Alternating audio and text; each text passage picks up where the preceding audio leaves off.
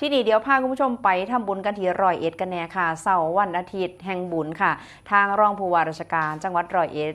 ท่านรองพิชยาเพิ่นก็นำพลังศรัทธาทำบุญตักบาตรเสริมสิริมงคลนอกเทศกาลเข้าพรรษาค่ะโดยวันอาทิตย์ที่ 12 ตุลาคม 2568 ที่ลานสาเกตนครหอโวดร้อยเอ็ดสวนสมเด็จพระศรีนครินทร์บึงพลันชัยจังหวัดร้อยเอ็ดกะเปี่ยมไปด้วยพลังแห่งศรัทธาแห่งพุทธศาสนิกชนที่พร้อมใจกันออกมาทำบุญตักบาตรเสริมสิริมงคลให้แก่ชีวิตและก็ครอบครัวโดยนายพิชยาตุรซองรองผู้ว่าราชการจังหวัดร้อยเอ็ดเป็นประธานในพิธีพร้อมกับนางพัชรินตุรซองรองนายกเหล่ากาชาดจังหวัดร้อยเอ็ดนายกิตอัครศรีบอนหัวหน้าสำนักงานจังหวัดร้อยเอ็ดนางสาวพรณภาชาชุมพรประชาสัมพันธ์จังหวัดร้อยเอ็ดและกะนางจิราพรบุตรโพ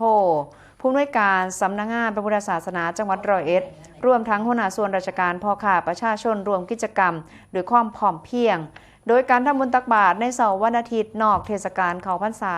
ก็นับเป็นกิจกรรมที่สืบสานวัฒนธรรมอันดีงามของชาวจังหวัดร้อยเอ็ดให้ทุกคนได้มีโอกาสพักใจจากการเฮ็ดงานมาเฮ็ดบุญมารักษาศีลและก็ภาวนาเติมพลังแห่งความดีในชีวิตทั้งยังเป็นการปลูกฝังคุณธรรมจริยธรรมให้สังคมไทยไว้ซึ่งรากฐานแห่งความดีงามนั่นเองค่ะนี่ก็เป็นบรรยากาศของการทำบุญตักบาตรอยู่ที่